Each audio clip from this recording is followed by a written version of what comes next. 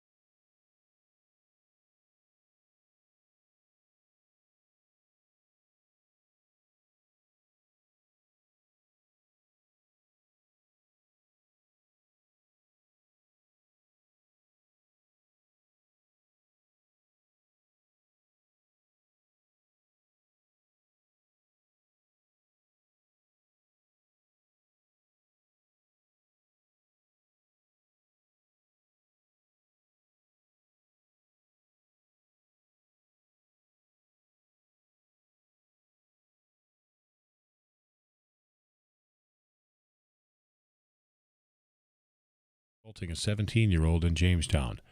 Thomas Remick of Jamestown was arrested last night after the victim was able to give a description of Remick and of the assault. Assistant Police Chief Justin Blinsky tells KFGO News the victim does not know Remick. The juvenile had been followed by the suspect near Claus Park in southwest Jamestown. The victim was enticed into the vehicle by the suspect. The suspect offered to give the juvenile a ride in the vehicle. During that ride, the suspect sexually assaulted the victim. Police are not disclosing the gender of the victim. Remick was arrested for solicitation of a minor, sexual assault, and for failing to register as a sex offender. 72, this is KFGO News.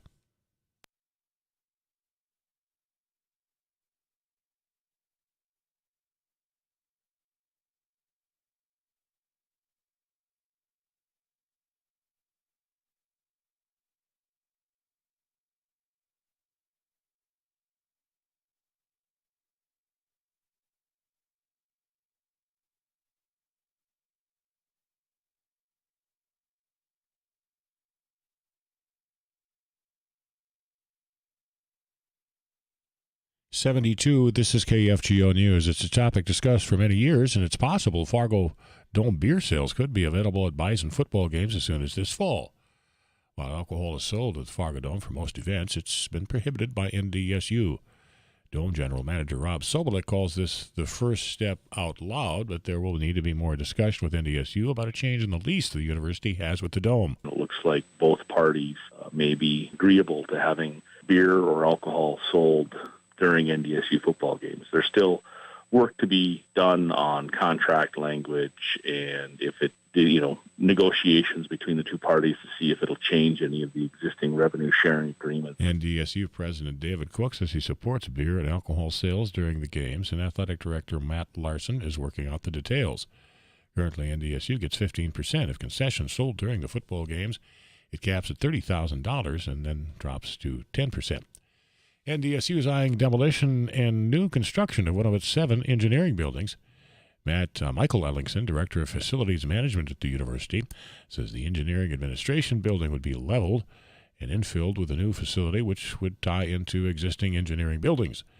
The 2-story round building is essentially recognizable on campus, built in 1965.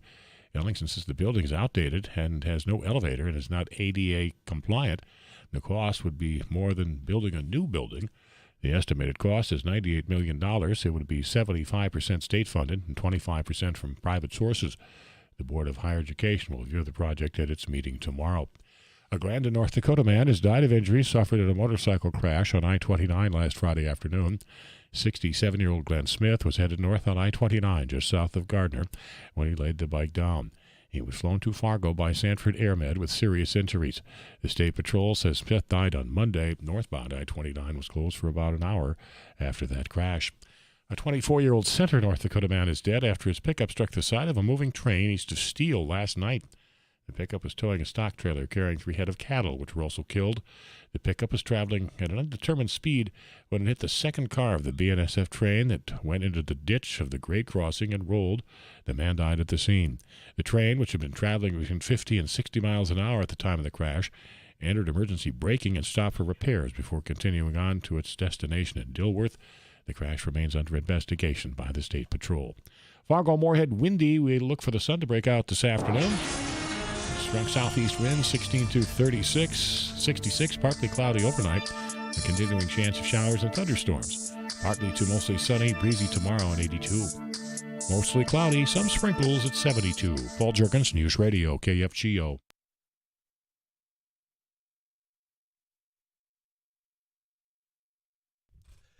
Now, this song that we introduced Rusty Halverson in is Johnny Cash's cover of Rusty Cage. And Rusty, I was out at Memory Fireworks. Yeah. There's a caged rage out there. Now, if you... Something to do with the chicken and the rooster.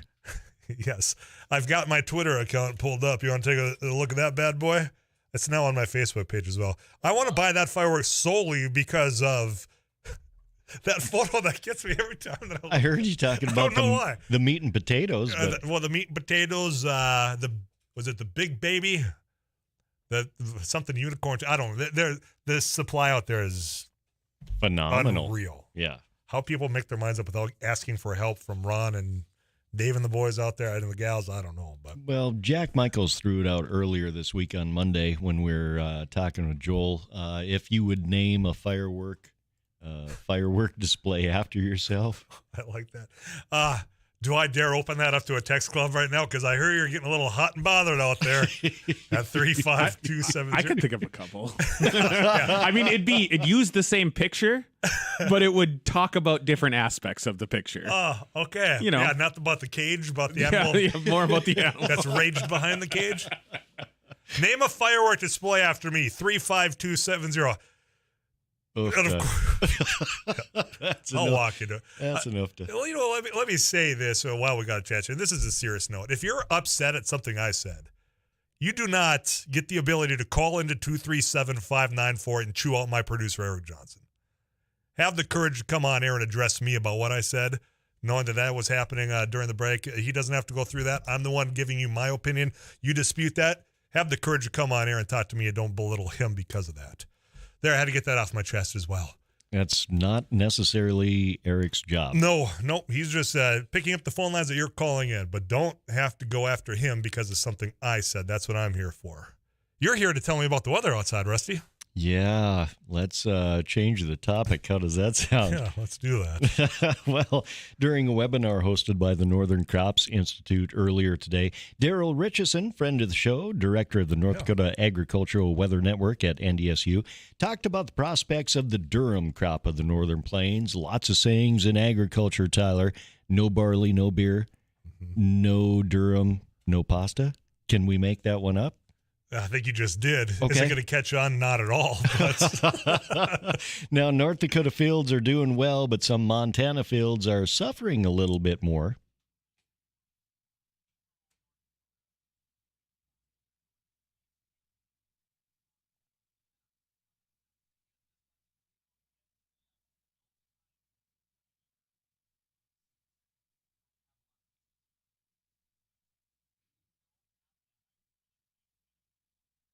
Now, for the crop in Montana, according to the latest numbers, top of the week from USDA, 21% of the durum crop is in fair shape, 74% in good shape. For North Dakota, 13% of the crop rated in fair shape, 84% good, 2% excellent. There was no excellent rating for Montana this week in the durum numbers. really, Yeah. that's unfortunate. Yep. Okay, do you have more? It looks like I'm stepping in the way. Go ahead. No. I'm just saying, no Nothing's- durum, no pasta. Okay, that's what you're waiting for. That awkward pregnant pause to deliver that punchline again. All right, we Yeah. coming back next hour. That might not catch on. No. I think you're correct about You that. can put it on a shirt or a sticker if you want. Yep. I don't think it's going to sell there, pal. Okay. But I want you to sell more about what Daryl Richardson's sharing. Like you said, he's a friend of the show next hour, all right? Yeah. Talking about the late planting, concerns about an early freeze, early frost. And Daryl addressed that topic, and we can talk about that next hour. Very good. I'll save that chair for you. Okay. Can't wait till next hour. Rusty Halverson, Sarah Heinrich, best in the biz of agriculture. Go to kfgo.com. All you got to do is click on that agriculture tab. Coming back with all these messages. I shouldn't have opened myself up. But people are taking advantage, taking cheap shots. That is fine. I encourage it. 35270. They just won't make it on air. I'll come back to the ones that are about this subject at hand here, about this hearing, and some of your thoughts. I shared mine. I'll share yours as well, right here on KFGO.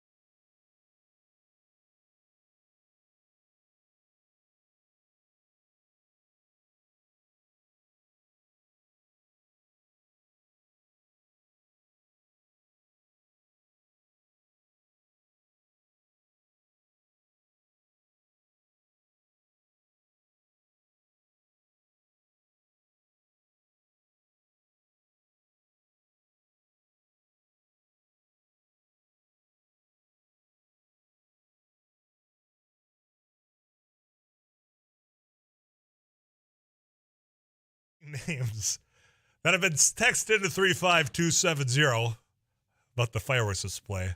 The creativity I give you kudos for. Albeit I can't share them on air, but I appreciate you listening. In the meantime, I'm going to get back just a lot of messages. If you're just tuning us, we got caught up on the fact that you had yesterday Cassidy Hutchinson provide her testimony. And since then, Secret Service has come out and pointed to one of the claims of what she had said she had overheard when it comes to the motorcade, and what she had said that she had heard that Donald Trump had done as far as reaching for a steering wheel, reaching towards the driver, another agent, and they're saying that's not true. We're willing to testify under oath, and I say good. And everybody should be wanting to get as much testimony under oath as possible, even if it's going to dispute something that you're holding firmly into. There's absolutely the truth here. I want the Secret Service to testify. I want the individuals that were talking about this, Tony Ornato, Trump's deputy chief of staff, and Robert Engel, the special agent in charge on that day. I hope they both testify. Because what Cassidy Hutchinson said was under oath. And with that comes penalties if, in fact, you knowingly lied under oath. So, I mean, that's part of this. And it's not too much just for wanting the truth, is it? When we at least agree there. I know not everybody, because they're calling in, yelling at my producer who didn't want to come on air. Don't do that. You're better than that. I tell her there's no way Miss Hutchinson would make up those stories. There are so many of the men that are afraid of Trump. He has said the reason she talked was because she was upset that he never invited her to Florida. What a creep. Tyler, she testified under oath versus anonymous sources and taking the fifth over and over, which we did hear Mike Flynn, who was a very prominent individual when it comes to security in the early days of Trump's administration, plead the fifth, even when asked about if he believes in the peaceful transfer of power. Good grief. Tyler, the MAGA people need to understand that our former TV celebrity was all about dictatorship, plain and simple. Tyler, the Secret Service has refuted the Cassidy Hutchinson testimony, and they will testify to that. I welcome that. That was the whole point of the first half hour of the show is if what she said was inaccurate, by all means, come in and correct it under oath. And while you're there, I want to make sure that we ask you, was it in fact true that the president at the beginning or during this rally was so angry that people were getting turned away that it had weapons from a metal detector? When it was detected, they weren't let in, that he told you to tear those down. Let them in because they won't hurt me. And when he's acknowledging that they won't hurt him, well, then who are they there to hurt? Those are the type of questions. I mean, nobody has refuted that from the Secret Service. They've only pointed to this one. But by all means, please come and correct the one. And if the other ones need correcting, here's the opportunity. That, as I was saying before the KFGO news, at the very least, in the first 24 hours since Cassidy Hutchinson put her hand up and said what she said under oath, it seems to have broken through the wall of people that have not been willing to testify. And if they're willing to testify solely because of the fact they're saying, what I heard yesterday was wrong, fine, good, do it. We are owed that. But there's so many people that are either pleading the fifth or just not adhering to subpoenas, which, again, if you're going to put a subpoena out, if you're just going to, have the U.S. Postal Service deliver this to someone's home address or their office and then they ignore it and you're not going to follow through on it with the full weight of your authority, then it does nobody any good anyway. Follow through on some of these things. Get to the bottom of it. Don't drag this out for the next 2 years. Get those answers out there. I'm going to go back to the text club here. The details of what exactly happened in the car isn't as important as the fact Trump really, really wanted to get down to the Capitol. What would have happened when he got there? That's scary. Yeah, no one knows what would have happened had he, in fact, gotten there. One thing that was said yesterday as well, that aside from him being upset that he was not able to go, you had the lawyer for the president say that if we go down there, we're going to be charged with all sorts of crimes. Now, I'm paraphrasing. I don't have, in fact, the quote from Cassidy Hutchinson's testimony, but they were warned ahead of the time that they would be illegal. It would look as though you were trying to tamper with the certification of the election, which is what the crowd was trying to do. But had the president himself been there, that he would have been involved in those charges as well. So he got the warning. He didn't care, still wanted to go, and was not allowed to. So what happened, what didn't happen in that vehicle? Sure, I hope we get the truth. But if that's the only thing that was wrong as to what was discovered or revealed or testified to yesterday, that is very small piece of this picture that was painted yesterday. And what I think stands out perhaps the most to me, not just necessarily about the president, was about Mark Meadows, the chief of staff, former Congressman Mark Meadows, and how he seemingly didn't want to do much either because he's been in the process for so dang long. He knows the ins and outs. He knows what happens on that day, and to not really want to intervene as the Capitol was getting broken into, that also says something about Mark Meadows. Now, he was willing to participate in this committee hearing earlier on and then stopped abruptly. Has it been revealed as to why? Why he decided, no, I'm no longer going to go forward with this? Because if you know the answer, I'm here for you. 35270. Tyler, most, if not all of her testimony was hearsay. If they do testify that she was wrong in regards to Trump grabbing the steering wheel, then that basically discredits her completely. She was not a witness, just someone that heard something from someone that heard something from someone. But those someones that said it or witnessed it, here's your chance. She made the allegation. She said she heard it from you. She heard it from you, Tony Ornato, Trump's deputy chief of staff. So I understand what you're saying, that if she wasn't actually there hearing Donald Trump or she didn't witness it, she threw a lot of people's names out there. This is their opportunity under oath to come out and set that record straight. And again, I want to underscore this. I welcome that. If what she testified to under oath was not accurate because it was what she heard and she heard it wrong, or if she misrepresented it yesterday, this is an opportunity. That she was a witness to those sayings. Other people were witnesses to those actions. She threw them under the bus, quite frankly. Now is their chance, if they're willing to do so. I'm going to get to the phone lines. That's at 237-5948. Visit with Jim. Jim, I appreciate you calling in. How are you today? Are you talking to Jeff? Yeah. Oh, Jeff. Yes. Jeff, I got you on. Sorry. How are you today? I'm fine. And, I think she heard what she heard, but Trump had two camps. That one guy said that the common sense camp and the Giuliani camp, Mm-hmm. And if you've got the Oath Keepers and the Proud Boys out there and the Army or somebody gets called in, they're going to wonder, where was Donald Trump? He was going to lead us. So I would guess that they spread that rumor about him grabbing the steering wheel and demanding to be there just to cover him up, while they knew darn well he was going to be in the bomb shelter watching it on TV. Yeah. Jeff, I appreciate the phone call and what you had there. The thing is, unless they come out and say it themselves, we will never really know. And that's where the people throwing out, well, it was just hearsay what she was saying. Well, she heard it from the people that she talked about. Now's their chance. As far as Oath Keepers, the Rudy Giuliani, the people that were the conspiratorial, hey, if we just try this, the Supreme Court might take it up. Well, just go for it. They really did everyone a disservice, didn't they? Get you caught up with KFGO weather. We'll wrap up the first hour. Chris Atterbury, the studio host of your Minnesota Twins, joins us at the top of the hour here on KFGO.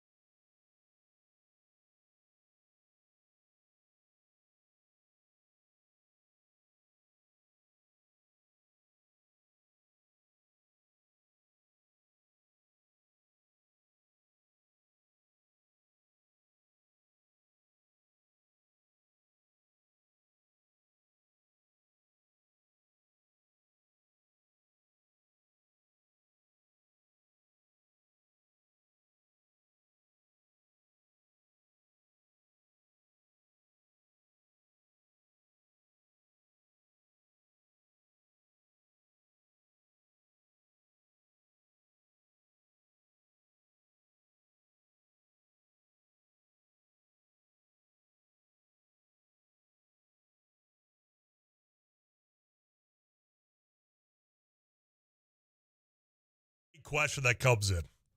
Tyler, what does Cassidy Hutchinson gain by making up stories? Absolutely nothing.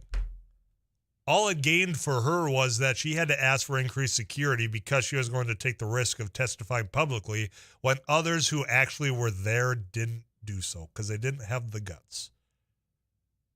She gains nothing from this. The stardom that comes. No, I mean, now her life changed overnight because of the very public allegations that she threw out there. So what benefit would she have aside from getting it off her chest after all this time, and which is something that, we're so quick to point that some of these people are so heroic, which certainly takes a lot of courage to go do this, but I keep coming back to what in the world were you doing the whole time for those that were there, that you knew it, you had discussions behind the scenes, but you didn't bring it up at the time when it was still so fresh. And when something could have potentially been done for those that even now we're trying to just make it all go away. I don't want to hear any more about it. You know what? I'll pretend that I'm in committee hearings all the time so I can't watch it even though I'm home because I had a broken pinky for 2 weeks. You had time to watch it. They don't want to. But at that moment they did. And unfortunately, everybody just let it go. And everybody just let it happen. And now here we are all these years later trying to find answers. And there's been so much of a detachment where there's a lot of people that are texting me and saying, this doesn't impact me or affect me at all. I think you're absolutely wrong. If you don't think what happened on that day impacts you, or what could potentially, if in fact you don't hold somebody to account for it, could happen again. And everything that we pride ourselves on, that we elect our own officials here, our self-governance, the things we pride ourselves, we try to share it across the globe. We got it right. That all could have been gone. It was almost all gone. And if we don't hold anybody accountable and figure out what in fact the truth was of what happened that day, it still could be. That's why it's important to talk about. We'll come back after the CBS National News. We'll check in with Paul Jurgens. Switching gears, Chris Atterbury, the studio host of your Minnesota Twins. We'll talk about their series with Cleveland. That's where we're going to connect with him right after this on 790 AM and 104.7 FM, KFGO.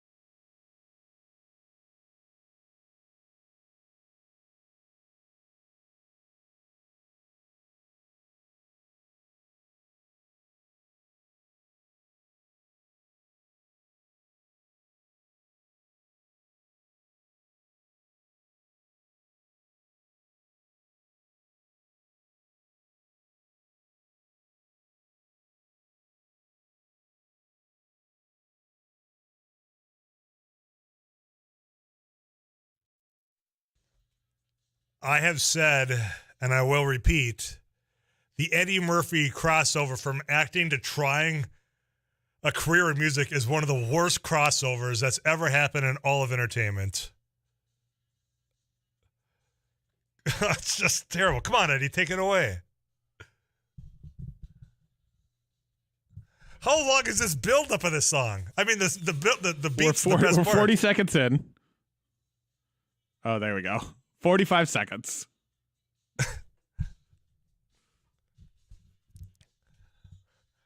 It is terrible, but what was not terrible was when Eddie Murphy was in Coming to America that hit theaters on this date in 1988. Bachelor Party, which is an underrated Tom Hanks movie, also hit theaters 1984. And National Lampoon's Vacation hit theaters. Now, you had to pick one of those three. You've got Coming to America, Vacation, Bachelor Party. You've got, I assume, to get into a movie in the 80s, $5? $3? I don't know. But you had your last $5, but you had to pick one of these movies. What you go with? Vacation. Not even a hesitation for me. Vacation. The other two are fantastic. Yeah, I think it's got to be Vacation. But it's too. Vacation. National Lampoons. I don't know. There was something about Bachelor Party, man. Underrated. Great 80s comedy. I believe Coming to America was good Minneapolis too. native Pat Proft had something to do with the writing of Bachelor Party. So it has that slapsticky airplane style humor in some of it. Did not know that. We'll come back to that conversation. And Chris Atterbury, the studio host of your Minnesota Twins, right after this KFGO News.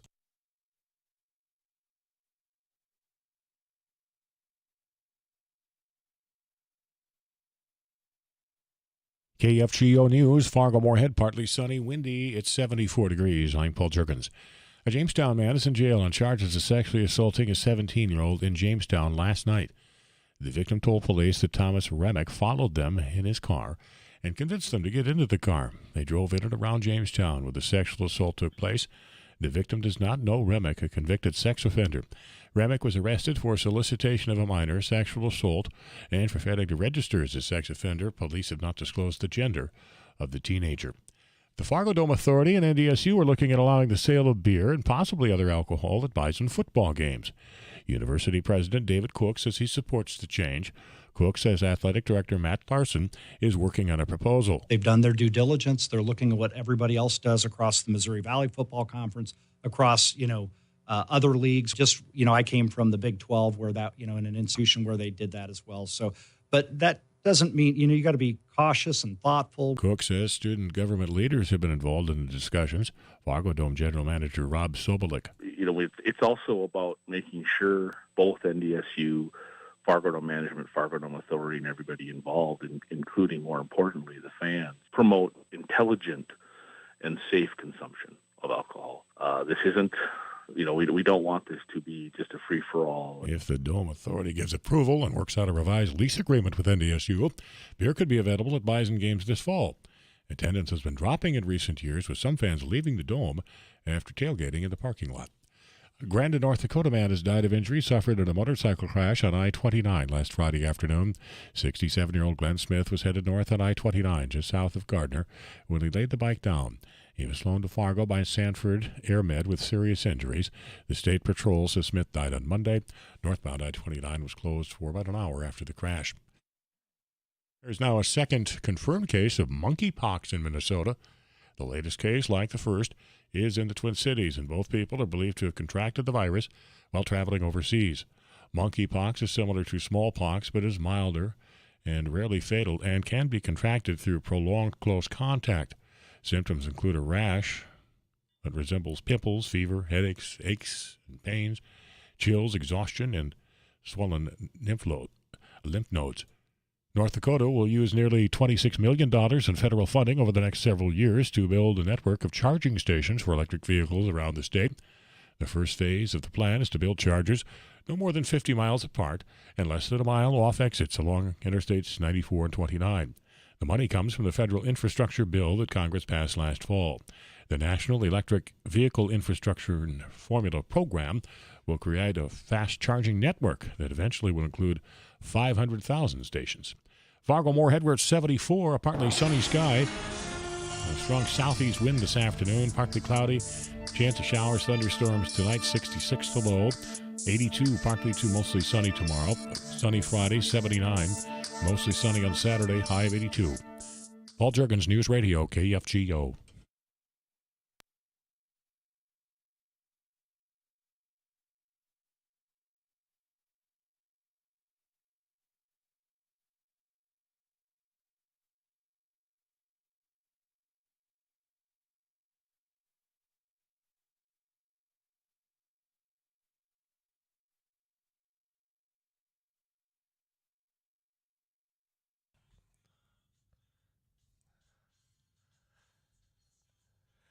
I said it before.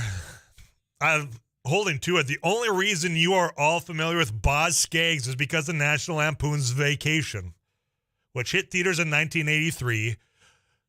We already played some Eddie Murphy crossover of Girl Wants to Party All the Time. Awful. Because on this day, Coming to America hit theaters in 1988. I don't remember any song that was on the movie Bachelor Party that hit theaters in 84. But I'd ask you all, you had your last $5, and you had to pick which movie you were going to, Vacation, Bachelor Party, or Coming to America. That's the question before you. I got messages in, but you know what? I want to ask Chris Adbury, the studio host of your Minnesota Twins, that very question. Chris, I know you're in Cleveland. How's it going, man? Well, I'm excited now because you mentioned My Girl Wants to Party All the Time, and I just watched Beverly Hills Cop 3, which I didn't even know existed the other night on TV when I couldn't fall asleep after the game. You mentioned Bachelor Party, and someone just sent me a meme of the donkey from Bachelor Party partying.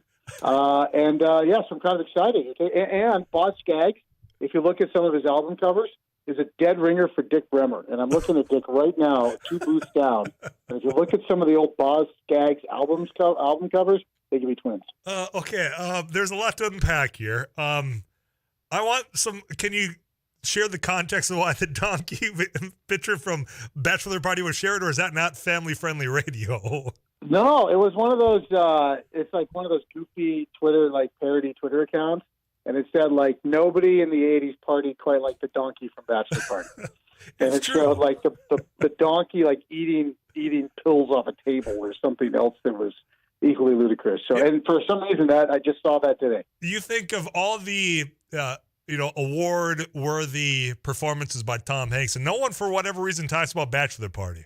Top-notch comedy. It's good stuff. No, I don't know how that snuck through. That was right on the heels of he and Peter Scolari tearing up the small screen with Booze and Buddies, which is where I learned about him. So we got a lot of stuff going on with Tom Hanks. Yeah, there is. I'll tell you what, I'd watch Bachelor Party about 1 million times on a loop before I turn on that one where he's stuck on the island. Yeah, that's Castaway. Or in the airport. Yeah, I didn't even bother on that one. I walked out. My wife and I just walked out of that one. Started eating the ketchup packets. I was like, I'm out. That's the one for you. I had to ask that question from listeners the other day of what movie have you just said, all right, that's it. I don't care how much money I spent on this ticket or the popcorn. I'm gone. For me, it was like the 2002. Yeah, that was it. Only one ever. Really? That surprises me. Which one? I walked out of the Hulk. Which was yours? The original Hulk movie that came out in like 2002. Terrible. I left. Are we talking the Ed Norton Hulk, or are we talking the Eric Bana Hulk? Eric Bana. Yeah, I would have stayed just for Jennifer Connelly, but, that's me. To each their own, man. To each their own. Mm-hmm. There's a couple of things. Speaking of walking out, that's not appropriate. But it's too late. Wes Johnson's leaving, man. Sorry, that was a bad. That's fair. That was legit, man. Well, he's gone. Yeah, it's like when who is that linebacker that left NDSU to go to LSU? I mean, seems like people can't stay away from the Jabril Cox. Yeah. Yeah. So, man, that was a good transition. Yeah, he's leaving. He's still here. I mean, we asked Derek, why is he still here? And he said, I'm not really worried about Wes in that regard. I'm worried about the players and what's best for them. And if they were openly revolted and wanted him gone, then he'd be gone. But if they are better served in transitioning to him being here for these few days, then that's what we're going to do. So that's kind of where we are. And with all of this swirling around, the starting pitching's been really good, guys, the last few days. So, take it for what it is. Yeah, you're right. Pitching has been good. In fact, the Twins all around, it feels maybe kind of got back into a groove here, a stride where we're now 3 games up again. Of course, we're taking Cleveland on in this stretch here. We won, lost, won. We got them again tonight. A very important series, and you know what? They seem to be getting the job done. Yeah, and it's a Cleveland team that's kind of out of gas, and we gave the one away. And if you think about the 3 losses we've had to Cleveland in the last week, they're all by 1 run. And they were all kind of, self-inflicted wounds. The walk and the wild pitch here the other night were pretty brutal. But the Twins offensively have been really good, but they have not been good late in the game, and they have not been good with runners in scoring position 2 out. In fact, only Texas worse in the American League in that regard. And that's where Cleveland's really good. Cleveland's the second best team in the league with runners in scoring position and 2 out. So when you come down to that, if you're Cleveland, you want to keep it. It's kind of like keeping it in a clinch as a boxer. If it's a straight boxing match, the Twins have better reach. They're quicker. They're going to knock you out or win on points.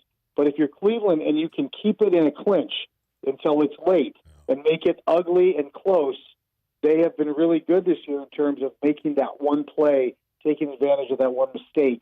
And the Twins, frankly, have been quite generous in making a lot of those mistakes throughout the course of the year. So that's kind of how Cleveland has won their 3. But if you get the starting pitching that you've had the last 3 days, you feel pretty good about it if you're Minnesota. Well, and that was one thing as far as runners in scoring position being left out on that island, if we're talking about islands. I'm trying today, man. It's been one of those days. That has always been so frustrating watching the Twins, I think more so last year, but having that opportunity and then just not, getting that run scored here. We're relying so much on home runs, which, when the bats are hot, boy, it's fun to watch. When you can put up 11 runs, against Cleveland in Game 1, God, it feels good. But sometimes that balance could go a long ways as well. That's kind of who we are, though, right? Yeah, we're going to score 8 or more, or we're going to score 3 or less. That's kind of just the way this team is built. I think one thing that you can look at and find promising, Game 1 here, when we blew them out, the top 4 spots in the batting order were 1 for 11. It was all Kirilloff, Sanchez, Urshela who carried the load. They had like 5 or 6 hits, scored 5 or 6 runs. So different parts of the lineup doing the job is always a plus because your best guys, no matter how good they are, aren't going to be able to do it by themselves every night. Case in point, look at the Angels. Last night, I think Ohtani and Trout each had like multiple extra base hits and a couple of home runs, and they still got clobbered by like 7 runs. So you need to be able to get it from everywhere. Getting Sanchez heated up, I think, is good. Kirilloff finding his swing is nice. Jeffers has hit the ball better. You need balance up and down your lineup. You need depth, and especially with some uncertainty moving forward pitching-wise in terms of just how it's all going to shake out, I think you need to have some confidence that maybe on occasion your offense just goes out and wins a game for you when you don't have the arms. Tonight we got Dylan Bundy on starting. What are your expectations? You mentioned that the starting pitching has been quite good. We're going to keep that trend going with Bundy? I wish I knew, man. I wish I was the Magic 8 Ball. Bundy's been really good against his last 2 opponents, both National League teams, Arizona and Colorado. He's going to see a lot of lefties tonight. Cleveland's a team that doesn't hit a lot of home runs. They put the ball in play a lot, kind of like Colorado was last week. I think you'll see him tweak his mix a little bit against the lefties here tonight. When he's good, he's able to command multiple pitches to all parts of the strike zone. And when he's been bad, he's been over the white part of the plate and guys knock him all around the park. Usually with Bundy, the one thing I'll say is early. Like if he's going to have a rough night, I feel like early if they're on him or not. And even we've seen him at times where he'll get clobbered early and then he just kind of steadies the ship and as a veteran can kind of keep you, hanging around the ballgame for a while. He has a full bullpen behind him because the other 3 guys have done their job. And again, not a big home run hitting team. So the opportunity is there for Dylan Bundy to follow suit and have a good outing. But he has been up and down, just kind of like the Twins offense this year. So I don't think we'll know until that first pass through the order. Message comes in before I let you go saying, Tyler, don't forget today Harmon Killebrew's birthday, 1936 comes in. Very good. I appreciate it. It is Harmon's birthday. Yeah, it's a good thing to remember. The pride of Payette, Idaho, and good for Harmon. One of the nicest men I've ever been able to meet. Really cool dude. Chris, I'm going to let you go, man. I'm going to be listening tonight. You're going to be back on these airwaves a little bit later on, and we'll be tuning in right here on KFGO. Till next week, you take care, man. All right, I'll be watching Bachelor Party tonight, Overcoming to America. The both of them. There it is. Finally, the definitive answer, and you're right, Bachelor Party. Appreciate it, Chris. I'll let you go. That That conversation brought to you by Jiffy Lube and Lion X, both of Fargo. You can find Lion X on Main Avenue in West Fargo for your truck accessories and so much more. And you can get a lot more done in a Jiffy if you go to Jiffy Lube with their 3 area convenient locations. Messages pouring in 35270. Tyler, I've been a Boz fan since the 70s. You and you alone are a Boz Skaggs fan, as far as I can tell, because the only reason we know of Boz Skaggs I keep coming back to is because of Lido Shuffle that's on vacation. Brought to you by National Lampoons. I'm Tyler Axis. You got it locked into KFGO Fargo.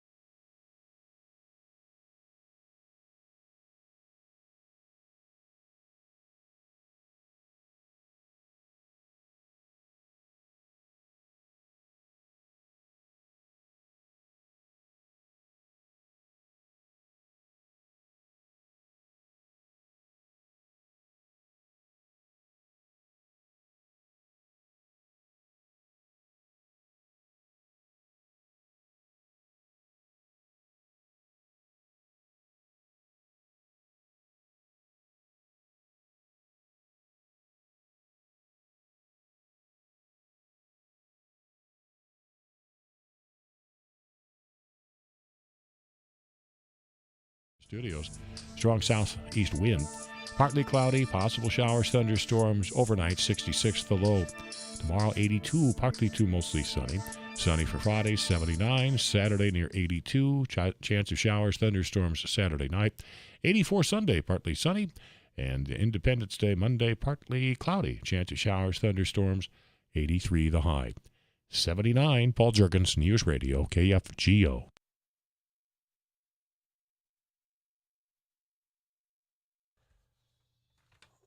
Man of his word, Rusty Alverson back in the KFGO studio. The sparkler of the afternoon. I'll let you have that one. I told you I was going to open myself up, and people that really don't like me got very creative in what they would name the firework display after me about. And thank you for listening. That's all I said. Thank you for listening, even if it just tears you up inside. Glad I gave you an opportunity to call me more names in the text club at 35270. Anyway, you have the sparkler of the afternoon. If that's what you want to go by, I'll allow that. I think rust bucket, like you would have as you were at Memory Fireworks earlier today. If you would have like a bucket that would shoot like little red sparks out, maybe that would be mine. That seems kind of quite appropriate, especially the color red because of that big red beard you got. Yeah, kind of ground effects kind of thing. Or you don't want one of those that's exploding up in the sky, huh? Just keep it low key. Keep it low key so it's safe for the kids and the big people too. Very good. You really thought that over the last hour. No, just in the last 2 minutes. Well, I felt like you've been building up a whole narrative for the last year, but no, so be it. You know what? The last year, we've seen an up and down when it comes to agriculture. You had this drought, then we had a lot of rain, correct, which pushed back planting, and now you're looking, it's already going to be the 4th of July here, celebrating our independence this weekend. And I mean, this summer's flying by. What's that mean for this crop and potential frost? Well, Daryl Richardson, director of the North Dakota Agricultural Weather Network at NDSU, NDON. Lots of folks know Daryl and trust what he has to say. And he talked about the crop prospects for an early freeze later this growing season under a La Nina weather pattern, given our later planting progress this year.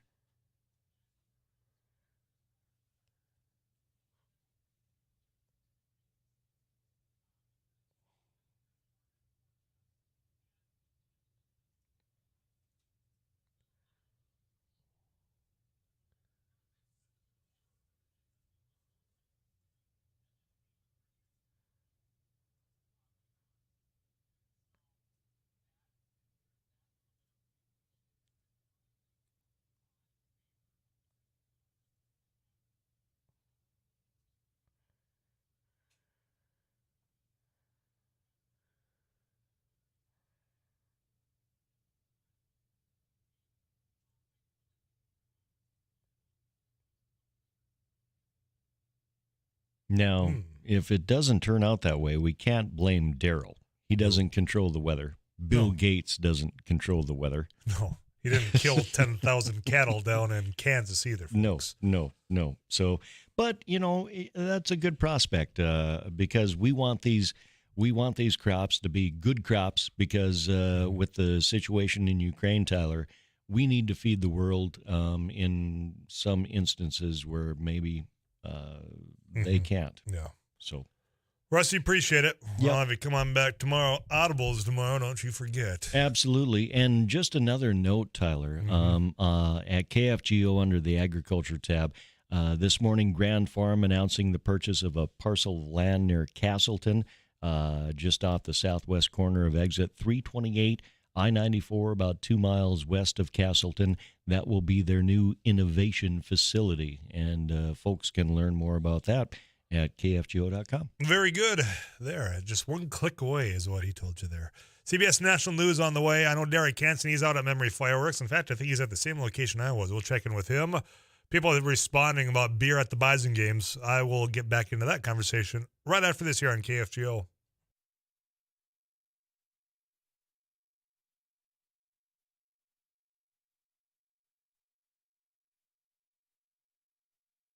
All right, thank you very much. Yeah, I'm here at the very south location, exit 56 off of I-29 location of Memory Fireworks, and they got everything that you need right here. The largest selection, the lowest prices, and locally owned. And people are coming in, getting ready for this weekend. Nice, a cooler day to come on in here to Memory Fireworks and get whatever you need. Now, as far as locations, I mentioned I'm at the very south one off of exit 56. Also, you go north, if you're North Fargo, exit 69, and the Frontier exit 60, and of course out in West Fargo, the fairgrounds, they have another store out there. So 4 locations, very convenient if you want to get whatever you need for your Memory Fireworks show. And again, I can help you out. All the salespeople, they know what they're looking for. If you are looking for a nice big show, I can get you a mixture of 200 grams and 500 grams. And that's always a great way to kind of finish off your day. If you're looking for stuff for the kids, yeah, they got plenty of stuff, sparklers and snakes and all that good stuff. So yeah, we can certainly set you up with them. Again, I got some great prizes to give away, much like we've been talking about throughout the week here when we've been at Memory Fireworks. I love the 90s tickets for a week from tomorrow, that show at the Blue Stem. Also some Red Hawks tickets for the Gold Eyes next Wednesday. And then we also have a couple of ND Country Fest tickets for you. So love to see you on out here. So if you're heading on south, get to here at exit 56. It's Memory Fireworks, setting you up with all the great fireworks that you need for this upcoming 4th of July weekend. Derek Hansen broadcasting live here on KFGO.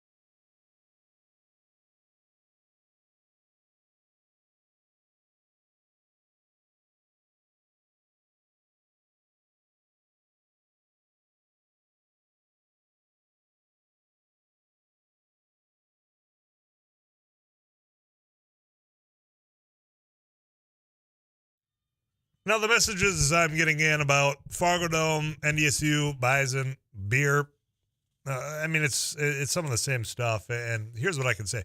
We won't know until it happens.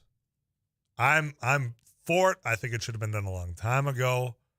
But it's the same. Well, people are coming in, pretty full from tailgating. And again, this is where I say we won't know until they try it and they go forward with it, which I think they will. In fact, I bet it does happen this season. That if people know that they can go in and have a beer during the game, maybe they're not going to be pounding them as quickly and as often and before the game. It's just what my gut tells me. I can't base it off of anything other than that. That if, I can go in and maybe it's till the end of the third quarter. I have no idea. I'm not going to put out the logistics of it. It just seems to me, and the people that I talk to saying, well, if I, can go and have one with my hot dog or whatever, then we won't be in such a hurry to get to that point before the game. Now, there's no way of proving that in fact is going to happen until they go forward with it. But I go to the point where other colleges, other stadiums, other venues have allowed this for so long, and they don't seem to have the issues that people have conjured up in their minds as to the point of what would happen at the Fargo-Dome. So I don't know why in our minds it would be different at Fargo versus Sioux Falls or Vermilion or Grand Forks. I mean, pick any college, St. Paul. It doesn't seem to be an issue there. So I don't know why in our minds it seems as though this is going to be bad here. But I get there's people worried. I understand that you have concerns. I just don't agree with them based on what other colleges and other venues have shown that this works. You can go do this in fact, this very same athletic, organization. It just has to be basketball. You go to the Shack and you can go up to their box and have a beer there.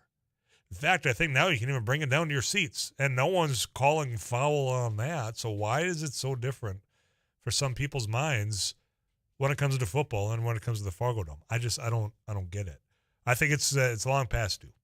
And as I said, it seems to me that it's likely. I'm not going to say it's 100% for sure happening this season, but it feels like it, doesn't it? 35270. You can also call me on the Laney studio line at 237-5948. At the top of the hour, we are going to be talking about electric vehicle charging stations. North Dakota DOT is seeking input on where do we put those charging stations that we got money for. So they're going to allow for you to put your voice out there. Where are you going? If this is going to be the future, where do you need a charging station? But before that, there was a report that came out yesterday during a legislative hearing. And it was from the Attorney General and Drew Wrigley that was talking about $1.8 million from that office that he now was in charge of, the Attorney General's office, saying that they overran costs to the tune of $1.8 million in unanticipated costs when they're making specifications to a building they leased in Bismarck.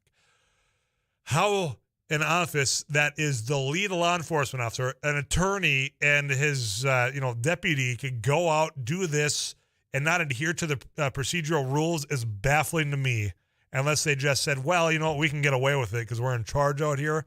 I don't know. I know that the legislative committee is now going to be looking more into that, and I hope they get answers. But I also hope that they go just a step further and look at leases in general. Because I hope you're sitting down for this, there are lawmakers that are making money through the leases. That means through your tax dollars because, sometimes they can pull a string here, a string there. I want to know who. I want to know how much. How much property do they own, say, in Bismarck or, Mandan out there, where they've got a building and then because of who they are and what office they have and the kind of a legislative authority they have, if they're basically getting any of these deals, so if you've got an office that's now being rented and leased from state and another way to get that into your pocket as a lawmaker. We've heard the rumblings behind the brass rail out in Bismarck all the time about that. But I do hope that they look into that so also about this. So we've heard about the excess travel for some lawmakers. We've heard about, some of the other benefits that they've received. There are other people, I have no doubt, that hold office as a part-time lawmaker that have used that office to line pockets also. I know it's not necessarily related to this. To an extent, there is a lawmaker that is a part of this, and Jason Doctor, but from everybody I've visited with about the Attorney General's office, this building, the $1.8 million overrun cost, that Jason Doctor wasn't exactly in charge of any of it. So I'm not trying to say that Jason Doctor is the one, but this is an example of a lawmaker, because of proximity, because of ownership, all that, because of who we're friends with, own property that the state leases from. I think it's well within our right as taxpayers to know who owns what and how much you and I are lining their pockets because of the property they own. And if there's any conflict there as well. Going to get you this weather update from Too Tall Tom Schmansky. We'll check back in with Derek Hansen. He is, in fact, out at Memory Fireworks. We'll check back in with him after Too Tall Tom Schmansky. Second hour of Afternoons Live. We're going to be wrapping up right after this here on KFGO.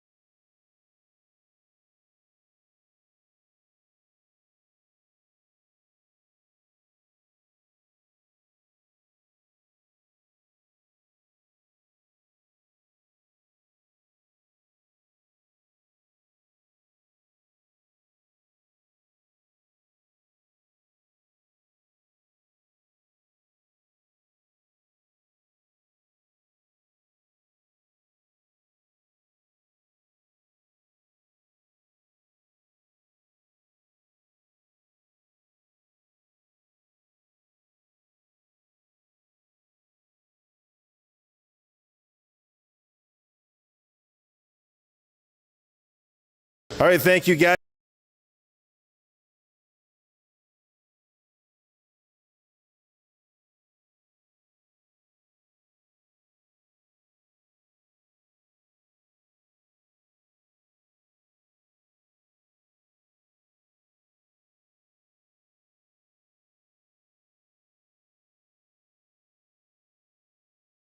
All right, thank you, guys. Yes, I am here at Memory Fireworks, the Exit 56 location. Ron is with us. Oh, by the way, happy birthday. Hey, thank you. Everybody seems to know that. It kind of leaked out. Well, I guess how fitting is it close to 4th of July is your birthday? I guess that's why you love fireworks, right? Well, that's exactly right. When I was a kid, I used to take all my money for my birthday and I'd go get my Black Cat firecrackers. And really, Black Cat firecrackers aren't more expensive than they were 55, 60 years ago when I was buying them. It's really amazing, isn't it? And you got great deals right when you walk in here. I love some of your new stuff. You know, the Master Blaster is a staple, but you also got the big Dakota pack now. Well, that's a brand new packet. If you look at our pack and compare them to our competitors, what you are going to see in there are items, Derek, that you want to shoot on the 4th of July. The Dakota series, the Memory series, the reloads we put in there, not reloads and fountains and fillers and things that you wouldn't want to shoot. Yeah, for sure. I love these shows, as you know. Let's just talk about some of the stuff for the kids, too. There's pretty much anything that you need for your kids, too. Well, you got to keep the kids happy and keep them busy. They got snaps over here for less than 50 cents a box. And I'll tell you, these are good snaps. And you look at our smoke ball, Derek. That smoke ball lasts longer than any other smoke ball. It's the Memory Super Smoke. And again, it's on sale. And along that aisle, you'll see wooden stick sparklers. We push the Morning Glory sparkler, the one on a wooden stick, not the metal stick. All kinds of kids' toys and cars and spinners and ground things that you can keep them busy with. You bet.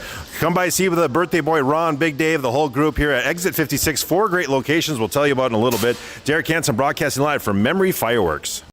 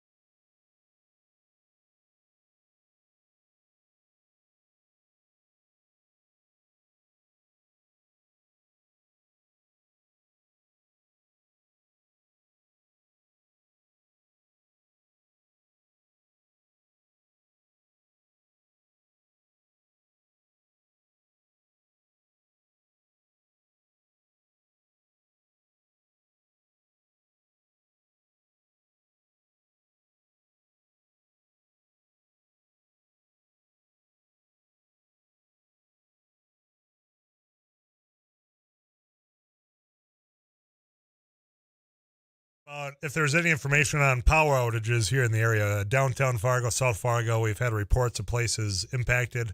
KFGO's Tasha Carvel has been out and about and had stated that traffic signals, a lot of them, are dark in downtown Fargo. Up until just within the last few moments, there had not been an updated map from Xcel Energy. And I mean, I got places like the YMCA, talking about the wide power outages. I know the country club also. But we didn't have any information because the map hadn't been updated from Xcel. Well, it is now. And what we have is a number of outages, 5 of them, and the customers impacted 2,697. That's all the information we have right now. I did put a message out to one of the people up there. In fact, I see him calling my cell phone right now. So I tell you what, I'll visit with Tony Grinberg here on the break, see if there's any information. And as you get caught up with CBS News, I'll give you all that information relayed to you before KFGO News. I'm Tyler Axis. Stick around.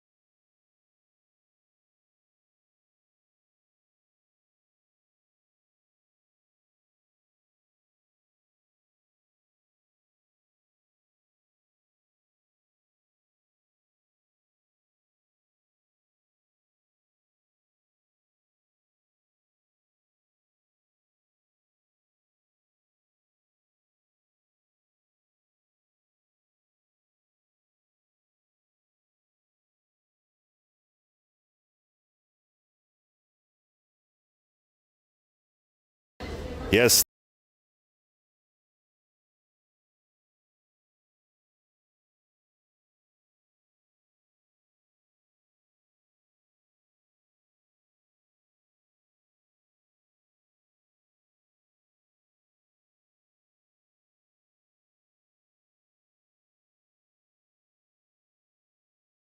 People were asking about power outages. Downtown Fargo, South Fargo, both have impacts, both for separate reasons, by the sounds of it. And just what we gathered just in our brief conversation is the wind impacted a power line that was on the ground, and I think that was the one impacting South Fargo. Construction related, it sounds and appears to be downtown. No idea as far as estimated time for this power to come back. I do know that the number of outages, according to the Excel map, is 5, impacting 2,697 customers. So that's the latest I've got, and hopefully they can get that power back up and running for you in just a short amount of time, especially before that 5 o'clock punch out, as it does sound like some traffic lights have been impacted. Reminder, if those traffic lights aren't working, that's a 4-way stop now. Keep that in mind when you're trying to make that trek home. Speaking of power, we've been talking a lot about electrical vehicles and charging stations that are going to be needed. North Dakota DOT is inviting the public to comment their priorities and preferences on where to put those power stations. We're going to be visiting them with, we'll be visiting with them, next, right after KFGO News.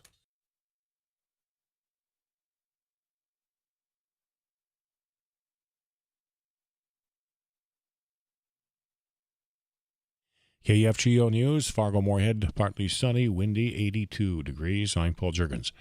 It is a topic discussed for many years, and it's possible now Fargo Dome beer sales could take place at Bison football games as soon as this fall. While alcohol sold at the Dome for most events, it's been prohibited by NDSU. Dome General Manager Rob Sobolik calls this the first step out loud, but he says there'll need to be more discussion with NDSU about any change in the lease that the university has with the Dome. It looks like both parties may be agreeable to having beer or alcohol sold during NDSU football games. There's still work to be done on contract language and if it, negotiations between the two parties to see if it'll change any of the existing revenue sharing agreements. NDSU President David Cook says he supports beer and alcohol sales during the games, and Athletic Director Matt Larson is working out the details. Currently, NDSU gets 15% of concessions sold during the football games. It caps at $30,000 and then drops to 10%. Jamestown police say they've arrested a man on suspicion of corruption of a minor, sexual assault, and failing to register as a sex offender after a 17-year-old was assaulted last night.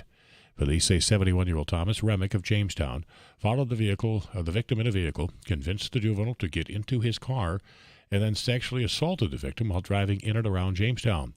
The victim does not know Remick. Remick was found and interviewed after the victim gave a description of him. He is in the Stutzman County Jail in Jamestown. A 36-year-old man was killed in a motorcycle crash on I-94 in West Fargo last night. The Highway Patrol says that motorcyclist was westbound shortly before 9.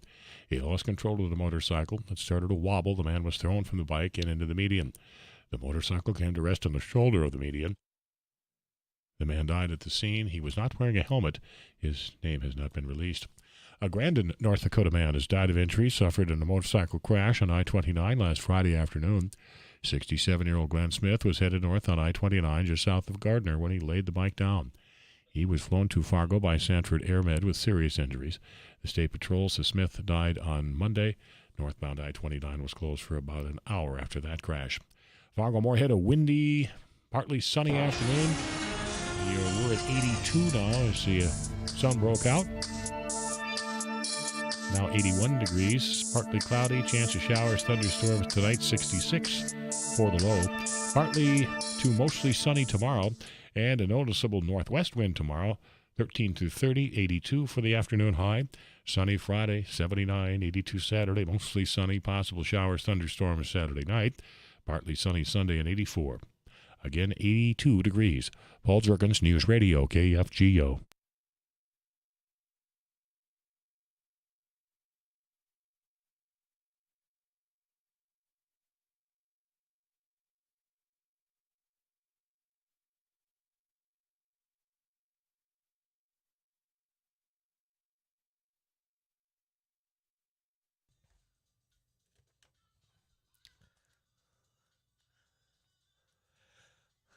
You know, we've been talking more frequently about electric vehicles and the need for power to those, obviously charging stations. And if you have not, during the last Coffee with Kfgo, that's brought to you by Vision Ford. Ward Cater brought the Ford Lightning down.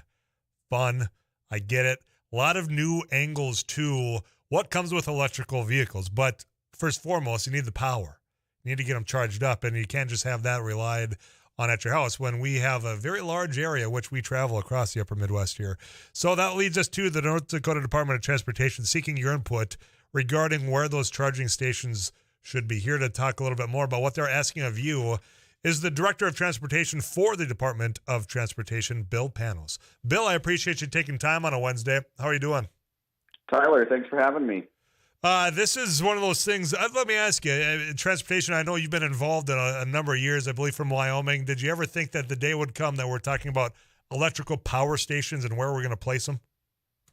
Well, I think we saw it sort of coming, but now it's here, and the federal government is providing dollars to every state to develop a plan and to take a look at what do we need in North Dakota, which is very different, by the way, than what they need in Minnesota or some other states, right? So they've allowed us to take a hard look at what we need in North Dakota to support electric vehicles. And that's really what we're seeking as part of that process, seeking public input. Well, and what better way to figure where that traffic goes than listening to the people that are making those trips? And I you can correct me if I'm wrong. It seems to me that the distance people in North Dakota travel to and from work, for example, is a bit further. So I imagine that some of the responses are going to be quite interesting and unique. They are. I mean, they're going to be, North Dakotans talking about, getting around, mobility and safety and these electric vehicles and how to charge them. We have about 400 electric vehicles here in North Dakota, which is double the number from last year. Wow. And we expect that number will be going up over the next few years. Many of them out on the east side of the state in Fargo area, but they're spread out all over the state. Right now, we have about 62 charging stations. And with these dollars that have come from the federal government for us to help businesses along the interstates and help communities with charging infrastructure, the question really is, if the federal government's going to foot the bill for it, the question is just, what do we do? And that means we need to go back out, talk to the people of North Dakota, talk to the businesses of North Dakota, find out what they want. And I know that this is part of that, or I believe it was, part of this bipartisan infrastructure bill where these dollars have come from. Do we have an estimate as to how many charging stations this, whatever the lump sum is, that could be possible? Hard to determine? Sorry to interrupt. No, it's going to be hard to determine the amount that we're going to be able to get out of that because it has to do with where we put them and who's putting them in. Is it going to be, attached to a truck stop or attached to a gas station or something like that? Because that's typically where they would go, right? So you go in for either diesel or fuel or electricity. There might be other options. So it's hard to say how many we're going to get, but the bipartisan infrastructure law provided to North Dakota about $26 million over the next 5 years, and it doesn't require any local match. It's 100% grant money that's available, and our job is to really figure out what it is we'd like to do with these dollars, and then make those grants available to the businesses, to the communities, so that they can install these things at no cost, hopefully, or as little cost as possible. Folks, they're visiting with Bill Panos, the Director of Transportation here at North Dakota DOT. So people listening saying, hey, I've got an idea. I know where I need this thing in my community. How do they go about lending their voice to this conversation?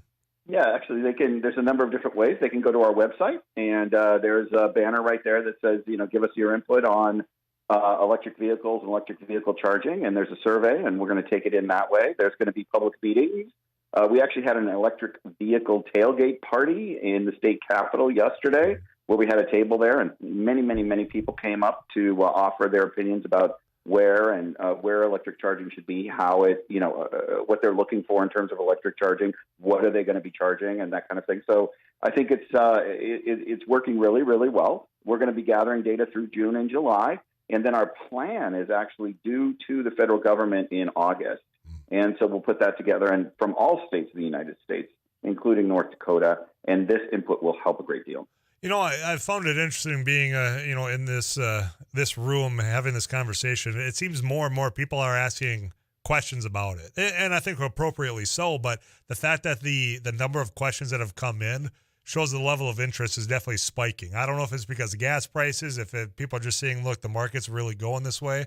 I'm curious, were there questions that stood out to you during that tailgate you had the other day? Because, for example, Bill, and I know that you're with the transportation side, but I get questions like, how long is it good? Not just a charge, but, like any given vehicle, you got to change your battery every so often. And then how much is that? So those people are wanting those details. Was there a question or a comment that stood out to you at this tailgate? Yeah, I mean, we get these same questions across the country, right? And people are really interested in one, the cost of these systems. We also talk about range a lot, meaning how far can they go on a charge, and then what effect does the cold weather have on the charging range, the range of the vehicle. And so these are all questions that they're getting asked, not just here, but all over the country, all over the world, about these vehicles, and they're constantly improving the battery technology to give them more range, to have them be less affected by the cold weather, to be able to charge quicker and quicker. And this is going to evolve over the next decade or so pretty quickly. And that is to say that each car company has developed platforms, new car platforms and existing car platforms. You mentioned, I think, the Ford F-150 Lightning. Yes. Where they're taking existing cars or vehicles that are very, very popular and converting them into electric vehicle options. So you can buy an option of an electric vehicle. And they're going to keep improving it based on this public input. And so I don't think this is going away. I think this is actually going to grow.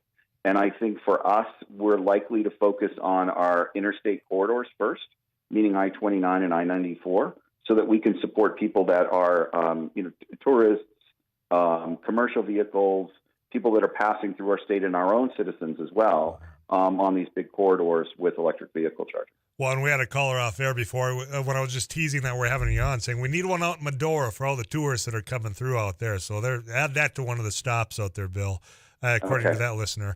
Final question I have for you. This one comes at me often here, and I don't recall if the legislature changed. People wonder, okay, I get gas tax, right? That's going into this fund. That's what we're using to build roads, bridges. How does that happen with an electric vehicle that does not pay gas tax?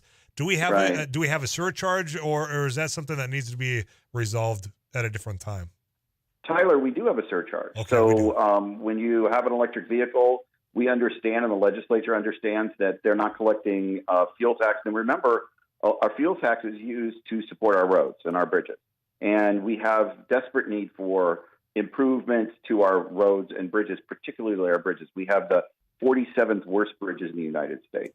And so investing in those is important. And these cars are on the bridges and the roads just like any other car, right? Mm-hmm. So the idea of looking at these surcharges in lieu of a fuel tax is going to be important. And I suspect that the state legislature and I know that the federal Congress is going to be looking at how do we replace fuel tax as electric vehicles come online. Yeah, and I'm glad that they had.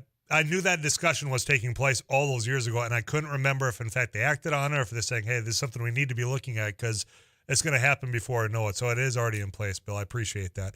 Is there anything else you want to get out about this? I know, again, it's public input. I'll provide that information on the podcast here. What did I miss before I let you get back after it? Hey, go to the website, participate, tell us what you think.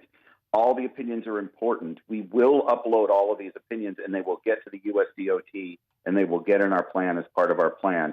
And then that's not the only thing. I mean, once we deploy, then we're going to continuously improve year after year based on public input. So this isn't one and done. This is going to be an ongoing process of making electric vehicles as usable, as user-friendly, as efficient as possible throughout the United States, but particularly here in North Dakota. Bill, I appreciate your time, man. You take care, and we'll chat again soon, all right? Tyler, thank you. Have a good day. Yeah, you do the same. Bill Panos, he is the Director of Transportation here in North Dakota. Again, just go there. They don't know where to put these things that you're going to be using. And I know more and more of you will be using them unless you tell them where you're going to be and where you think a good idea for the placement of that is. I'm going to get to Greg before I get to a quick commercial break here. We'll check in with Derek Hansen. Greg, you're on Afternoons Live. Thanks for calling. Hello, Tyler. Out of my driveway, I can see one of the first wind generators that was put up in North Dakota. Mm-hmm. Right now, the wind is 12 miles per hour, gusting to 16, and the thing's not spinning. This whole thing is a bunch of BS. I drove yesterday to Minneapolis with my diesel-powered car, got 46 miles to the gallon. Old technology, very old technology, but very good mileage. I'm only using half of the fuel that most of the other cars are using. And it's not a cheap car. It's not a little cardboard box. It's a nice car. Yeah, Greg, I noticed the last time that I drove down to the cities, I've got a Chevy Silverado. I mean, I was making great mileage. I mean, the technology that we have as far as those old combustibles, they've improved upon without question. The thing that I see as far as the market, and I'm sure some of this has been forced upon them because of feds, but also I'm not sure if it's consumer demand, but to have these dealerships dealing more with EVs, I don't know that it's any that we can avoid it getting there, Greg. So how many cars go to a gas station in Fargo per day and fill up with fuel? Yeah. Because those same cars are going to have to go to a charging station. I know it. The same number of times that they're going to get fuel. Well, the average car gets 250 or 300 miles on a tank of fuel.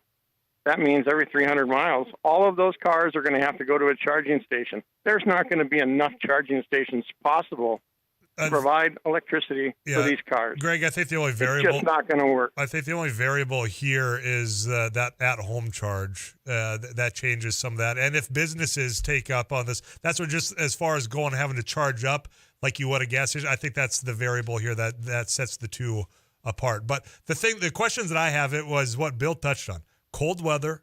I know that towing has been an issue because obviously just like with your gas, if you're towing or trailering something, all right, you're going to be using more gas. Well, how does that impact my distance? If I'm trailering out to Lake Sakakawea, for example, I know Jamestown's got, Bismarck's got, you've got to have more of these. So all those questions, I think they're right to ask. I want some answers, and I'm sure we'll be getting those in the days ahead. But why don't we use the system like a train uses where it has a diesel engine generator that runs electric motors? It would be far more efficient to put a small motor in every car that runs a generator that runs electric wheels on the motors. Our gas mileage would go way up. Trains are the most fuel efficient thing there is in the United States. Greg, I got to get running here. I got to get to Derek. You raised, I think, a lot of things that are on a lot of people's minds. I appreciate the phone call as far as, is it reliable? What we have now is certainly getting, better, but there's no avoiding this. Most people have at-home chargers. Yeah, that comes in. They probably said the same about gas stations comes in as well. I got to get out of the way. I got to get to Derek Hansen. He's down at Memory Fireworks. Derek, take it away.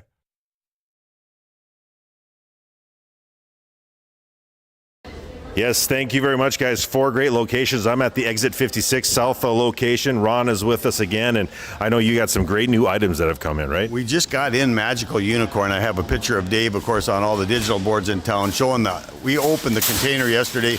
Our Magical Unicorn made it just in time. We also got the Dakota Tribute yesterday. We also got Memory Storm. We are almost out of them. These are the little fountains, and they last 2.5 minutes, and when you're done, there's nothing to clean up. Yeah, just talk a little bit about the app too. That's one thing I really love. When they come in, you can actually see what you have. So it helps the salespeople out a lot too. It sure does. And I'll tell you, what you can do with the Memory app is you can come in, bring it in the store, scan the barcode, and it'll show you exactly what that item does. Also, you could stay at home, watch the 200-gram items, all the 500 grams items. Those items you can just sit in your comfort of your own house. Pick out your list and come in and pick them out. I can't believe with the Dakota Memory Series, some of these 200-gram shots, I love them. For $10, $15, it's an amazing show. Well, I'll tell you what, we've been doing this. We shot one the other night called the Rattler. You got to look for the Rattler. Everybody thought for the money, $14.95, I believe it is. It's an unbelievable night show. Yeah, no question. You got everything for kids, you name it, right here at Memory Fireworks in 4 great locations. Yep, exit 69 North. Look for Kyle, Thea, and the whole crew up there. Phil, my daughter Jessica are in Frontier, and that exit around the corner, their second location here on exit 56 in the Horace Wild Rice exit. This is the largest superstore in the state of North Dakota. Come see Big Dave. He's here all year long. Right, sounds good. Ron from Memory Fireworks, Derek Hansen, broadcast live here on KFGO.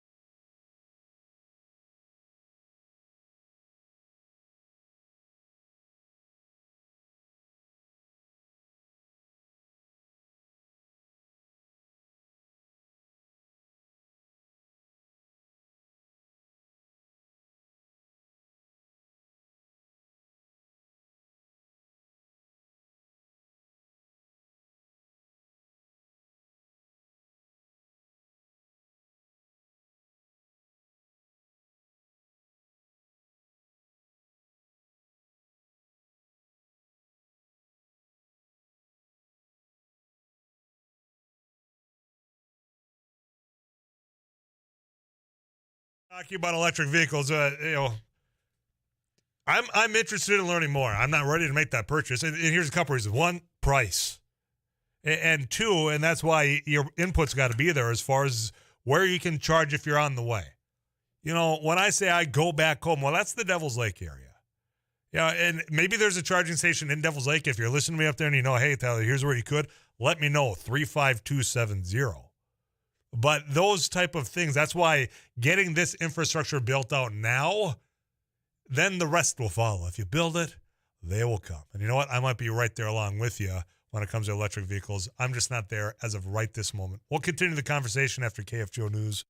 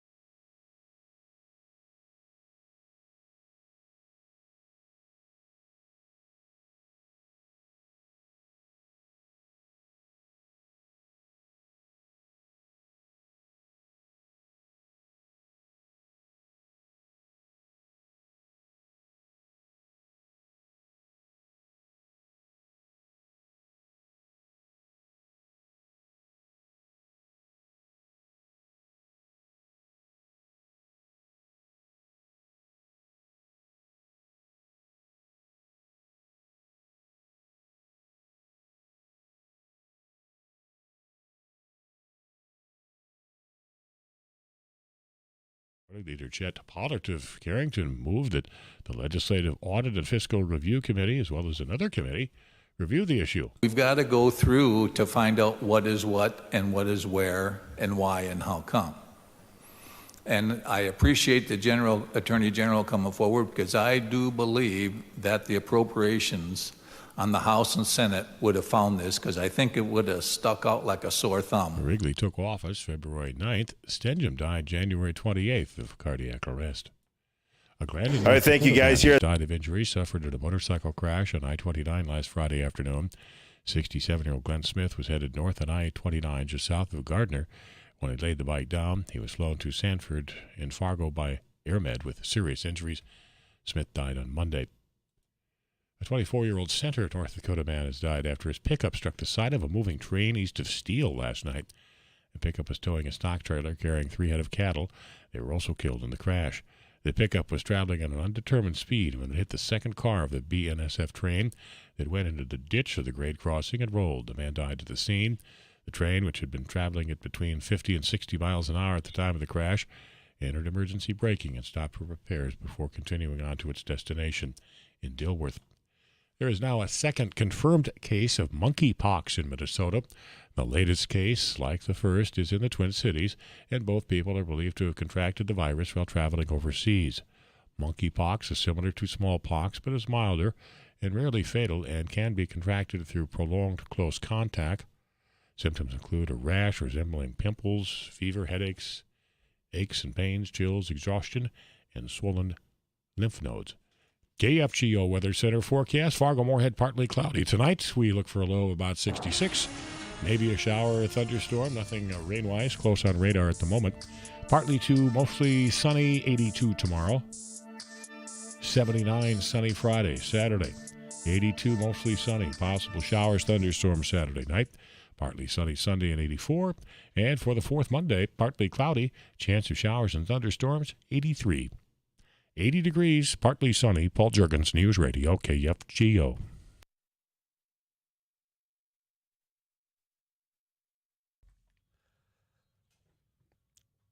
A lot of messages in about electric vehicles and charging, and I'll get to those, but I got a question for you all. How long do you allow the water of melted ice to stay in your cooler before you're like, okay, this is way past this, and it starts stinking? Because we had a work email an hour ago talking about, hey, come grab the beverages in there. No, they're like Capri Suns and like 7-Up, so don't go there in your mind. That cooler was empty last week. But there's beverages, come grab it. So here's how this is. So you can take all the stuff, so we can dump the water out of there. That water has been in there since last Thursday during the picnic. Why could we have not emptied the water out of there? That's kind of gross, isn't it? I get it, it's just water. But folks, you don't leave the water hang out in a cooler for a week, do you? No. That water had a lot of hands reach in there to grab a cool, refreshing. I think that was the cooler that had Capri Sun and LaCroix in it. Yes. Is that how you say it, LaCroix? I don't know. I know. I've never got the proper pronunciation of that flavored water. LaCroix. That sounds very. I'm pretty confident on the first half. It's not second half. Yeah, the le part. Is it Crux? I have no idea. But here's the other thing. That cooler, because I went and looked during the KFGO news update, has the means to where you can just unplug and let the water drain out. And so it's not that it would have been, oh God, there's all this stuff we'd have to take out. No, the coolers have that. And there's a door right there that you could just put it outside, so it's elevated and tilted towards the plug a little bit. Hey. This is too long, boys and girls, in this building to allow water to be sitting in a cooler. How long do you go before I say, boy, that's gross? CBS National News next. I'll get back to all these messages about electric vehicles right after this here on KFGO. All right, thank you guys here at the Exit 56 location of Memory Fireworks. 4 great locations. Ron's here, and we're sitting right in front of all the 500 gram and the 200 gram. This is the boys you get the big shows with. Well, I'll tell you what, start over on the right side, all against the back wall. These are the Dakota series, the Memory series. You say, well, what's the big deal with that? We pick fireworks all year long. As a matter of fact, we got the new one in called Dakota Sky Dancer. It's an unbelievable night item. We've got Big Time back. We sold a lot of it last year. That's the Trump Cake. We have a smaller 200-gram item this year called the Trumpster. Also, these are items that you're going to want year after year. We got the Dakota Emperor. It's got my picture on it, and I'll tell you, want some loud noise at the end of a great color display? Look for the Dakota Emperor. Yeah, two of my favorite, meat and potatoes. That's a nice long one, and along with that. Yes, I love that. You're right about meat and potatoes. You've obviously had it. It lasts and lasts and lasts, and that's why we named it meat and potatoes. Yeah, there's so many like that too. You can't believe it. You just look at some of these and all the show that you get for the bang for the buck. It's really surprises a lot of people. I know. Well, we've got the colors like the Kiana Rose, named after my granddaughter. We also got my Big Baby over here, which is an unbelievable item. That's named after my grandson. So again, these items will last, and they're good quality, good hang time, good color. There's nothing like the quality of these items. All right, come by, see the birthday boy Ron, Big Dave, the whole group here. I can help you out too because I love the product. You bet. Again, Memory Fireworks. I'm at the Exit 56 location. I got some Red Hawks tickets. I got some other tickets to give away. I'd love to see you out here. Derek Hansen, live at Memory Fireworks here on KFGO.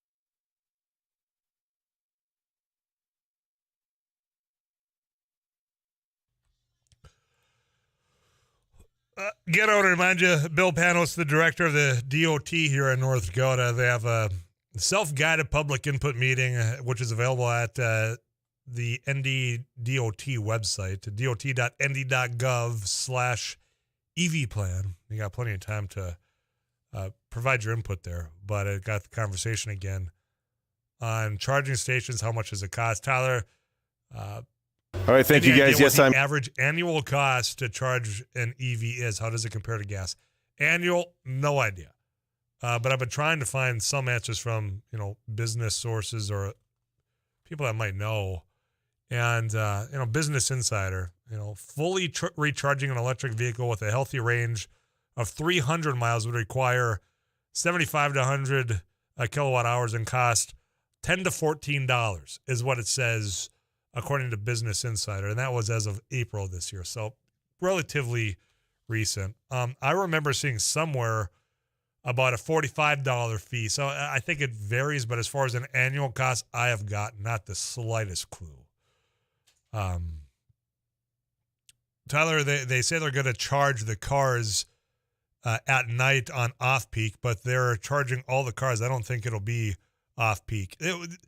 One thing that kept coming up here is when we're talking about rolling blackouts or brownouts, where you have the fluctuations that we've seen.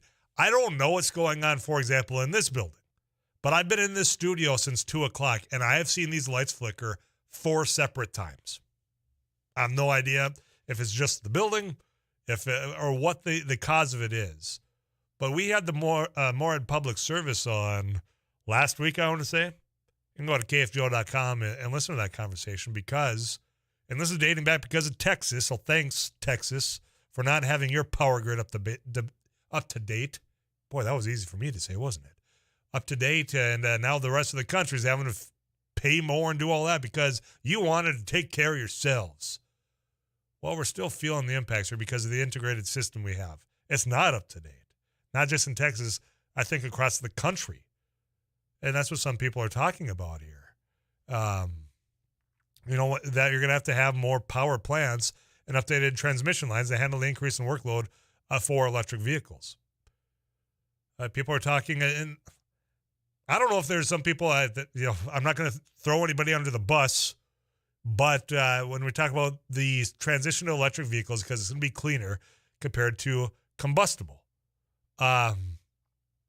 There's pointing out, well, you're still getting most of that power from coal, so is it more clean now? With all that said and done, I don't understand why there's dragging of feet for some people that about this concept even. Certainly there's some kinks that have to be worked out. I already told you, when it comes to this cold climate, I mean, that's a legitimate question.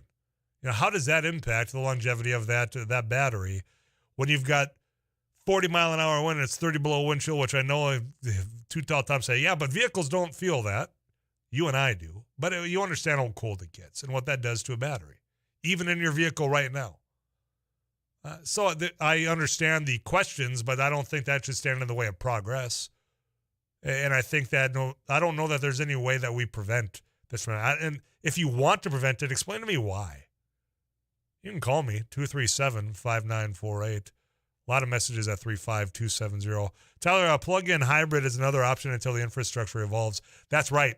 And in fact, in our household, and it's not me, she's going to be getting a hybrid once it's actually delivered. There is that whole supply side of this when it comes to just vehicles. It feels really as though we're getting to the point, and maybe this will be the wave of the future when you go and want to get your next vehicle, that you go to the dealership. Yeah, you get to test drive a generic version of a vehicle. You like it. You're going to sit in front of a computer and build it yourself. And then they'll actually physically build it for you, and they'll ship it to your dealers. How it feels out of just sheer necessity, the way of which we're going. Tyler, everyone is worried about how long a charge goes. My main concern is how does the battery hold up in weeks of below zero temps? Yeah, exactly. I get that. Tyler, if the morons who oppose solar power would knock it off, we'd have plenty of electricity. That comes there with an exclamation point. There, I got that out as well. But it must be getting close to 5 o'clock, 1:45, in fact. We'll get you a weather update here in just a moment with Too Tall Tom Schmansky. I already got that one. There is a charging station in Jamestown, 7 hookups by RM Stout along the interstate. And I was aware of Jamestown, and I get if I were to take 94, 281 up to back home, that's good. I'm sure Grand Forks probably has them as well. But, I mean, Devil's Lake, we talk about tourism and where you'd want to see some of these things. Along Highway 2, that's a major highway. But then you think about Highway 5, right? Jamestown up over to Minot and all the small towns out there. You can't neglect those. 281, well-traveled corridor. Sure, it's not, 4 lanes. It's 2-lane, most of it. That's why I think your input on this is so important, because those areas, I think, are often overlooked. We can think about 83, Bismarck to Minot. We can think about 2, and, of course, our major interstates here. But I think those rural pockets can't be neglected either, because that is a means for a lot of people to be getting out there. 237-5948, that's how you can call in, and that is exactly what Ken has done. Ken, I appreciate the phone call. How are you doing? Yeah, good, fine. You were talking about these electric. I've had a hybrid since 2005. I've had about 5 Priuses, and I just love them. And, you don't get as many equivalent miles per gallon in the wintertime, but I've never had a battery problem.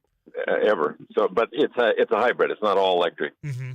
And you love it, Ken. Clearly. Oh, so, yeah. You want, as far as the all electric, are you open to that? Because I drove one of those. As far as a Ford F-150, the actual driving, the quietness. All right, thank you guys. Getting used to, but boy, I got from 0 to 60 in 4 seconds. That was fun. Whoa! Yeah, you bet. I am open to that. I'd go all electric if it would work for me. Yeah. Definitely. So have you had? I know it's hybrid, so we're kind of at that variable here. Any cold weather issues? No. Not at all. Okay. Other than you don't get the great 50 miles a gallon, you get 40 or something like that, 39. Ken, I appreciate your knowledge. Thanks for calling in, man. Okay, thanks a lot. Bye. Yeah. Ken, he's. Did he sell you? Hybrid. Certainly, there's a number of those out there. There have been for quite some time. That all electric thing. When you think about not only the distance, the sheer mechanics are the other thing, and that's one visiting with Ward Gator down in Vision Ford. About not only is it the mechanics having to learn and get a new workforce out there. It's not just going in as the mom and pop shops did for so many years. All the mechanics. Computer technician is almost what you need. And also when you have an accident, as far as making sure you're grounded, literally, electrically, all those things I hadn't even considered. It's going to be a whole new world, and it's going to be a long adjustment, I'm sure, for a lot of us, but I just don't see us avoiding it. No longer going to avoid getting this weather update from Too Tall Tom Schmansky. Also, we'll check in with Derek Hansen. He's at Memory Fireworks south of Fargo, not too far, right on I-29, exit 56. We'll do that. We'll see what's coming up on the Drive Time News. Jack Sunday going to be steering us right into Twins baseball. They are at Cleveland, 5:30 pregame. First pitch at about 6:10 here on KFGO.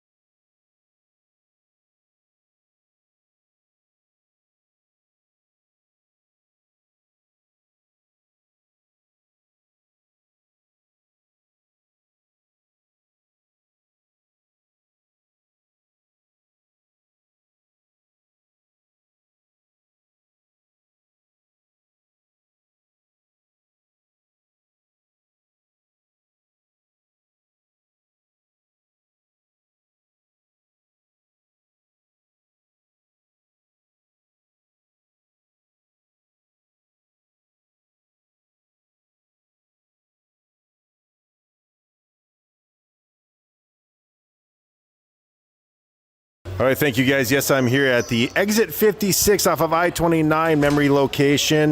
And I got 4 locations we'll talk about in just a bit, but Big Dave is with me, and I tell you what, you got everything that you need right when you walk in. You know how much I love the Dakota memory series. You can get it. They'll go and get the Master Blaster and the brand new Dakota pack too. Then you're set.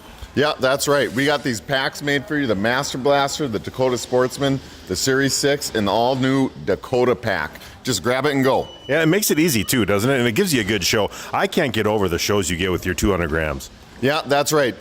You can't beat our 200 grams. Trust me, they're better than most people's 500 grams. Yeah. And your 500 grams is a great way to have some finales too, and you can pick a whole bunch of them. Yeah, meat and potatoes, exploding rainbow. We have all kinds of great 500 grams. I talk about meat and potatoes all the time. It's a nice, long-lasting one too. You were just telling a customer that was a great one. See, I'm eventually going to try to be a salesman here eventually. And of course, get the app too, right? People ask you guys all the time, what does it do? Well, it explains right on your app there. Yeah, that's right. We're here to help you out, but if you want to watch stuff in the store by yourself, download our app.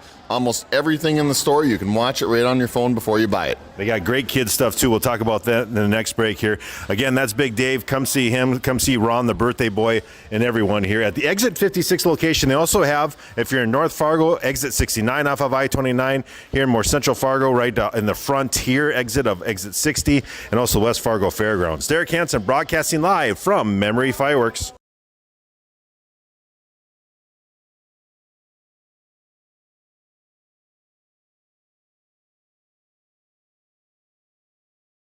Thanks, guys. Yes.